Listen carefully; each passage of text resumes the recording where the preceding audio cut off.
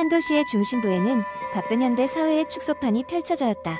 사람들은 인생의 무상을 서둘러 살아가며 그들의 라이프 스타일은 점차 그들의 건강을 위협하기 시작했다.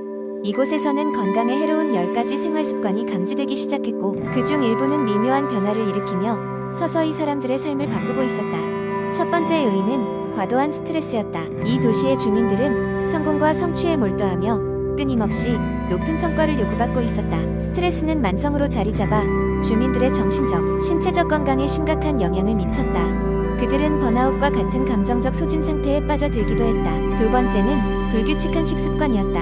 빠듯한 일정은 건강한 식사를 준비할 시간을 허락하지 않았다. 이들은 패스트푸드로 끼니를 해결하고 대부분의 영양소를 놓치고 있었다. 이는 비만, 당뇨, 심혈관 질환으로 이어져 주민들의 건강을 위협하고 있었다.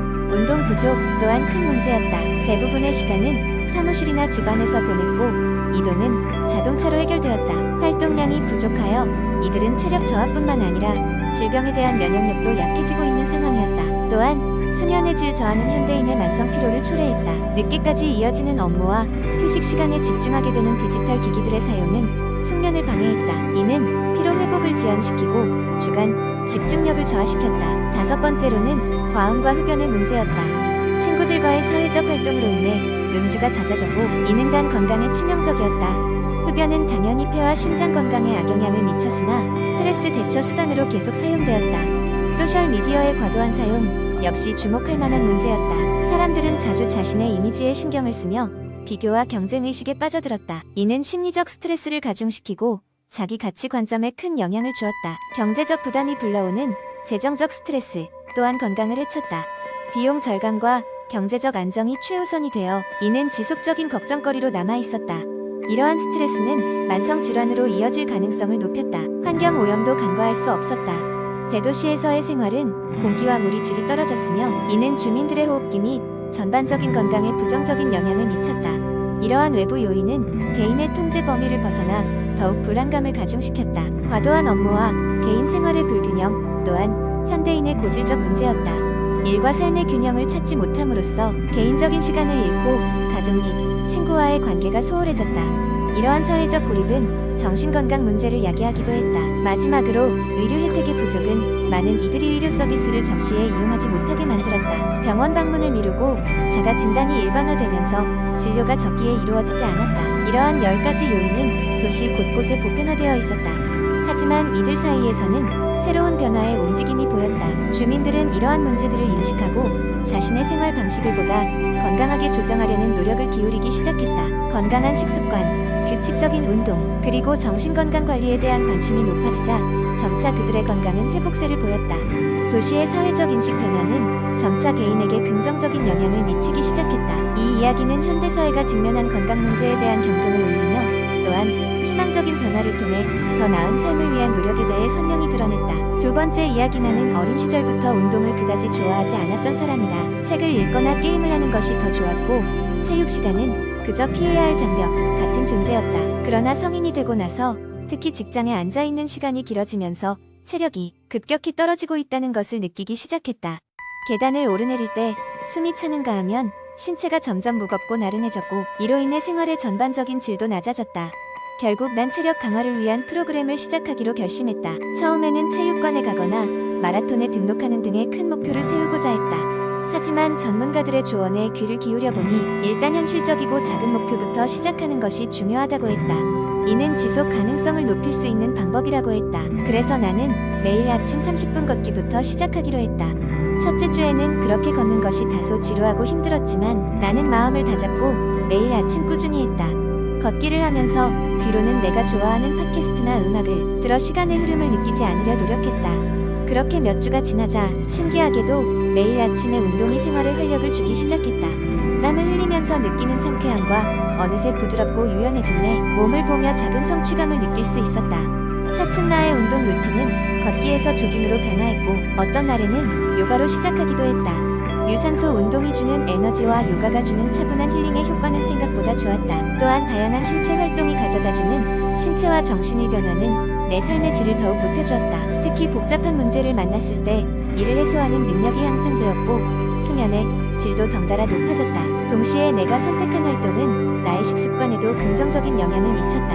몸이 점점 더 건강해짐에 따라 자연스럽게 먹는 식재료에 신경을 쓰게 되었고, 이는 곧 건강한 생활 패턴으로 이어졌다. 그렇게 천천히 변화된 생활 방식은 허무하지도 않았고, 성취감과 건강이라는 두 마리 토끼를 잡게 해주었다. 이 체력 강화 여정에서 가장 중요했던 것은 자신에게 맞는 운동 방식을 찾는 것이었다. 오래가지 못할 무리한 목표보다는 작은 변화부터 시작하는 것이 오히려 더 많은 변화를 가져올 수 있었다. 이제 나는 아침 운동을 통해 하루를 시작하는 것에 설렘을 느낀다. 그리고 이 변화를 계속해서 유지해 나가면서 더욱 건강한 삶으로 나아가려 한다. 체력 강화 프로그램에 참여하면서 내가 느낀 것은 신체 활동이 단지 건강만을 위한 것이 아니라는 점이다. 이는 나 자신을 새롭게 발견하고 내 일상 속에서 작은 변화와 행복을 찾아가는 여행이기도 했다. 작은 걸음 하나하나가 모여 나의 삶을 더욱 충만하게 만들어주는 것이다. 세 번째 이야기, 어느 작은 마을에 건강에 깊은 관심을 가진 소녀가 있었다. 그녀의 이름은 수지였다. 수지는 학창시절부터 웰빙에 대한 관심이 많았다. 그녀는 음식의 영양소를 꼼꼼히 체크하고 작은 운동이라도 꾸준히 하는 것을 즐겼다. 하지만 바쁜 일상생활과 늘어나는 업무량으로 인해 건강을 챙기는 것이 점차 어려워지고 있었다. 어느 날 수지는 오래된 병간하면서 자신의 건강 상태를 심각하게 고민하게 되었다. 그녀는 병원에 방문한 후 의사로부터 유산소 운동을 하루 30분씩만 해도 건강에 큰 도움이 될 것이라는 조언을 들었다. 이 말을 들은 수지는 문득 새롭게 결심했다. 더 이상 미루지 말고 유산소 운동을 시작해보자. 그렇게 결심한 첫날부터 그녀는 동네 공원을 걸으며 운동을 시작했다. 처음에는 30분이라는 시간이 길게 느껴졌지만 점점 걸으며 주위를 둘러보는 재미가 붙었고 생각에 잠기기도 하는 시간이 되었다. 공원의 자연을 즐기며 걸으면서 그녀는 새로운 체험들을 하게 되었다. 동네의 화려한 벚꽃, 시원한 나무, 그늘, 가끔은 길 잃은 고양이를 마주치며 그녀의 산책은 흥미진진해졌다. 또한 수지는 걷기에 그치지 않고 점차 달리기에도 도전하게 되었다. 유산소 운동을 통해 얻게 되는 체력의 증가는 그녀에게 많은 활력을 주었다.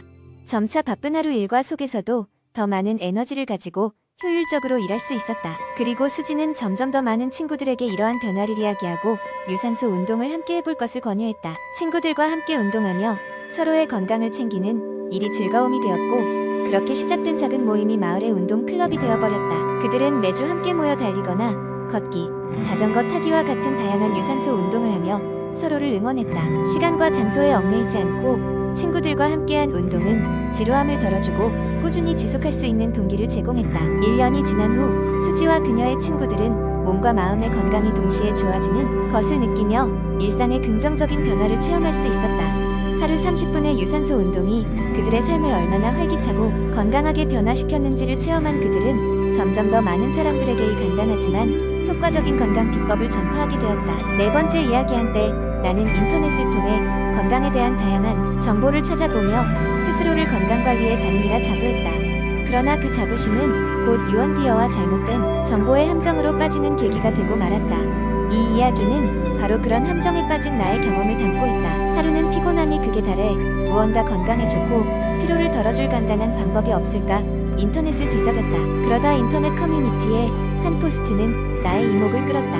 제목은 단 하루 만에 피로를 없애는 마법의 음료라는 기괴한 문구였다. 호기심의 내용을 읽어보니 한 사용자가 자신이 직접 개발한 비법이라며 광고하고 있었다. 그 음료의 주성분은 물 한 잔에 소금과 레몬즙을 섞은 것이었다.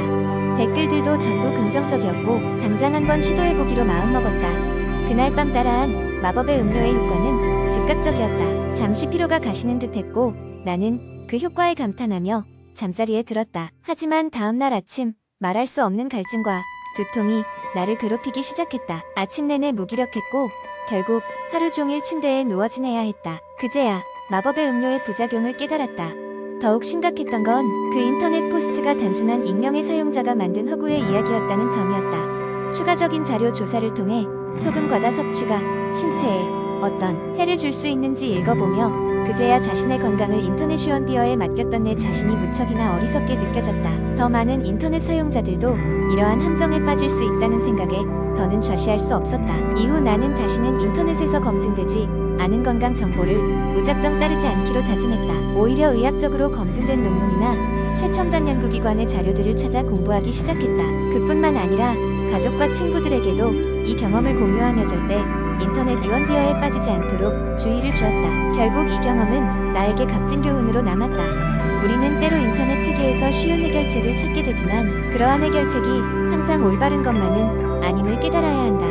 우리의 건강은 인터넷의 유언비어가 아닌 전문가의 손길과 과학에 의해 관리되어야 한다는 사실을 명심하자.